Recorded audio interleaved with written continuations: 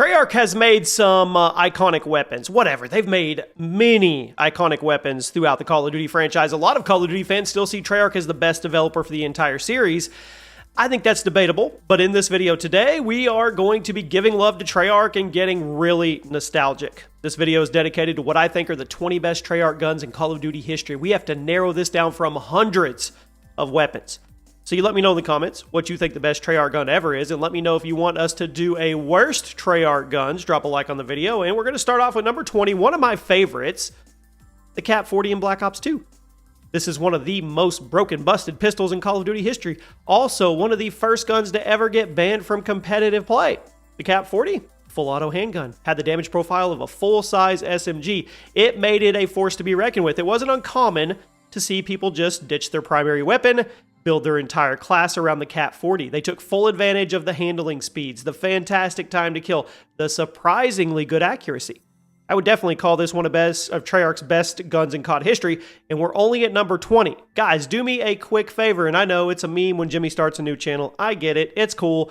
Do me a favor. I haven't started a new channel yet, but I want you guys to go in the comment section. I read every single comment on every single video, and if hypothetically I were to relaunch Chaos Plays On, where I do Let's Plays of games that I enjoy, like campaign, single-player games, things like that, give me a couple suggestions for what full Let's Plays you would like to see. Face cam, audio, reactions, the whole 9 yards, episodes, build up, all that good stuff. Give me a couple games that you think would be enjoyable to come along with me and watch me play, whether it be for the first time or playing classics all over again. Just want to see some feedback.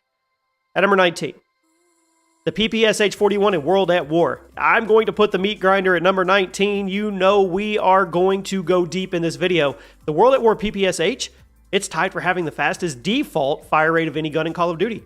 And back in 2008, when we picked it up for the first time, it was mind-blowing. I mean, we were still getting used to the new COD formula, and then we picked up this SMG that sounded like it was shredding through sheet metal every single time you held down the trigger. I mean, despite shooting it over 1,200 rounds per minute, I'm serious, 1,200, the damage was pretty solid, especially if you were using stopping power, which of course you were at the time. The time to kill, it was nearly instant with this thing. It heavily contributed to the reputation of the PPSH and the entire Call of Duty community today. There wouldn't be so many PPSH lovers in the community if it wasn't for this beastly portrayal back in World at War. It kicked it off. At number 18, the Man o' War in Black Ops 3. This one might be a bit of a bias, hot take, I don't know, but I love this gun. I don't think I'm the only one either. I think some people are going to show up in the comments. The Man o' War was one of the chunkiest assault rifles in Call of Duty history, and it had super consistent damage. It was almost always a 3-shot kill. It sounded gigantic, and that recoil, it was manageable. Reload animation, awesome. I still think Treyarch went a little too far with the nerfs they made to the reload speeds a few months into the Black Ops 3 lifecycle, but this is one of my favorite Treyarch guns of all time. I would honestly say it's one of the best. It's definitely the most consistent. At number 17, the Python in Black Ops. The Python was hands down the best pistol in the original Black Ops. Still one of my favorite revolvers in Call of Duty. Not only did it look and sound awesome, but it was a very consistent 2-shot kill weapon and a recoil that was not hard to control. Yes, it only had 6 shots and you had to load them individually, but who cares? It also came with the game-changing speed loader attachment that lets you load everything in the blink of an eye and get back to your 2-tapping business. If you were picking a sidearm for your class, you were picking the Python.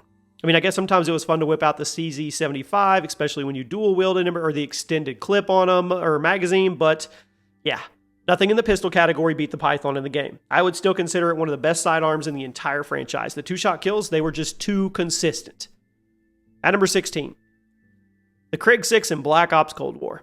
This is one of the most popular assault rifles in Black Ops Cold War, and it was popular enough to get remade in Black Ops 6 as one of the DLC offerings. Damage, it wasn't anything to write home about. It wasn't super special. That's not what made it popular, though. It was the accuracy. It was laser-like. The Krig 6, it just felt smooth. It felt responsive. It was hard to put it down once you started firing it. Even though the damage wasn't amazing, the time to kill, it was extremely competitive, especially since you weren't going to have to work very hard to hit consistent shots. I would definitely call this one of the most iconic Treyarch guns out there, which is pretty impressive because I think we can all agree there aren't many guns from the post-Warzone era of COD that have become all-time favorites. There's just not. At number 15, the MP40 in World at War. It comes up in every freaking video. I mean, from one of the most recent Treyarch games all the way back to one of the oldest, right? The MP40, piece of history. Definitely one of the most broken SMGs ever put in a first-person shooter. I mean, the fire rate was low, damage was unreasonably high, base damage going all the way up to 59 per shot. That's stupid. And that was without stopping power headshot bonuses. You could literally two-tap people from anywhere on the map, assuming you could control that bouncy recoil, which a lot of us learned how, and there was even a 60-round box magazine you could slap onto it to really just get creative. Easily the best gun in World at War, and one of the best Treyarch guns in Call of Duty history. At number 14, the SOG 9mm in Black Ops 4. One of the smoothest SMGs that Treyarch has ever made. The Black Ops 4 SOG, MLG weapon of choice for several reasons. Super reliable, super versatile, easy to control. There were some absolutely insane attachments available. I mean, this gun had the 2 stock attachments. You could equip at the same time. Gave you some of the most ridiculous handling speeds in Call of Duty history, as well as completely eliminating all your movement accuracy penalties while just sprinting around the map. The SOG was popular enough to get a remake in Black Ops 6. I'm pretty confident in the placement here.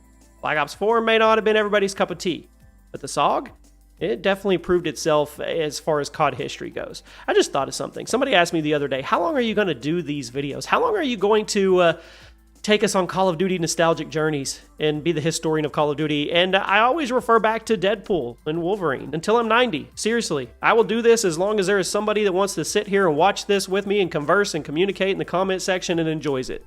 Yeah, I know. At number 13, the PTRS-41 in World at War, the Tank Buster. I know I said the MP40 was the best gun in the game, but I'm going to give the PTRS a higher spot. Now, call it nostalgia, call it whatever you want. The PTRS was a freak of nature. It was one of the most satisfying Call of Duty snipers ever because of the giving effects and the sound. If you hit somebody in the right spot, you could literally send one of their limbs flying off with a big trail of blood following it, which was one of the coolest things Treyarch ever did in a Call of Duty multiplayer experience. PTRS, I mean, it's come back once or twice, I think, after World at War, but it wasn't as good, partially because of the lack of gimming effects, but also partially because the World at War version just felt awesome. It was smooth, it was responsive. It was a tank buster. It was literally an anti-tank weapon. It was everything you can want from a Call of Duty sniper. On top of that, it blew off limbs. I don't care if you're a sniper or not. That's awesome. At number 12, the AK-74U in Black Ops. It's, of course, one of the most dominant SMGs in Call of Duty history. We show it love all the time. The original Black Ops, it was absurd. The recoil, it took a little getting used to, assuming you didn't just throw the grip on it, but the damage was ridiculous. You might as well have been holding a full-size AK-47 with the kind of damage this thing was pumping out. The original Black Ops had some of the worst, most crappy SMG offerings ever. So I think it's easy for people to write off the category altogether. And I've actually heard some people say the AK-74U was only so good because every other SMG in the game was bad. That's not true. That's a lie, because this version of the 74U would have been absurd regardless of what guns were in the SMG category, regardless of what game you put it in. You can put this version in any COD game and it's going to be top tier. It was ridiculous. At number 11, we don't show enough love to this gun, the Commando in Black Ops. Now, the original Black Ops had a truly legendary lineup of assault rifles. The Commando, basically this game's equivalent of the M4. Featured a moderate fire rate, low recoil, nothing crazy, right? Super consistent damage. Would always kill in 3 to 4 shots. Those shots weren't hard to land because it had really good iron sights. Plus, this was one of the mini guns in the original Black Ops that sounded really sexy with a suppressor. Seriously, I don't know who did all the suppressor sound effects for that game, but they deserve a raise. They were top notch for some reason. A lot of people considered this to be the best AR in the game. Now, I'm not sure I agree with that. I'll tell you later. But I do agree it's one of the best Treyarch guns ever. Definitely needed to be here, needed some love. People would have rioted if I left it off the list. I know they would have. At number 10, the KSG in Black Ops 2. Now, there have not been that many really iconic Treyarch shotguns, but when they make a good one, they make a good one, a really good one. The Black Ops 2 KSG was one of the hardest guns in the game to use, but it was the most rewarding. It was also one of the most difficult to counter if you were going up against a skilled user. It was the first slug shotgun in Call of Duty history, meaning it had that very small hitbox, but an absurd one-shot kill range. You had to treat it like a precision rifle, but if you were aiming high, the one-shot kill range was something I think like 30 meters, which was unheard of for a shotgun at that time in the games, and I'm pretty sure it still has the longest default one-shot kill range of any Call of Duty shotgun, and there was a long barrel attachment available for the KSG. You could extend that one-shot kill range even further if you wanted. Hands down, my favorite Treyarch shotgun ever. At number 9, the VMP in Black Ops 3. Starting SMG in Black Ops 3. Crazy, huh? Quickly made a name for itself. Relatively high fire rate for an SMG in this game. Damage pretty average, while the recoil was a bit on the bouncy side. Didn't matter. Had an awesome design, crystal clear iron sights. It helped motivate the user to get good at controlling the recoil. And the thing was, once you got used to the recoil pattern, you were off to the races. The time to kill was really consistent across all your engagements, and this thing was super rewarding to use. The Black Ops 4 remake, it kind of screwed the original's reputation, but I think the original deserves to be here today. People love the gun.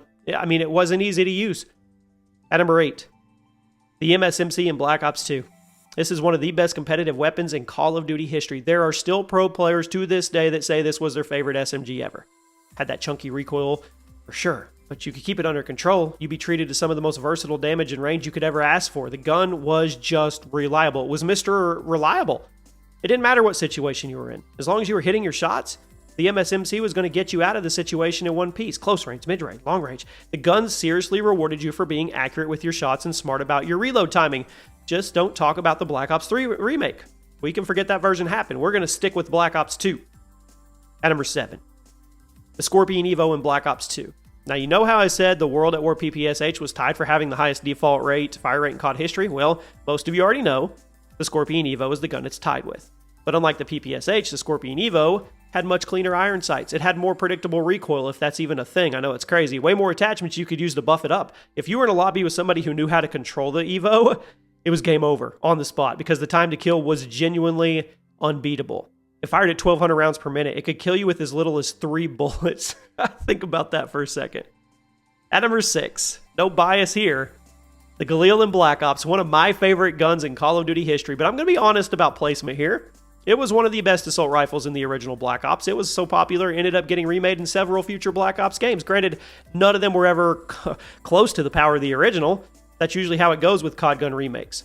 The Black Ops 1 Galil, though, smooth, responsive, consistent 3-shot kill. Made it great for close, mid, and long-range engagements. I would pay money to go back and just get to play for 24 hours back during that time with this gun in that game with my friends.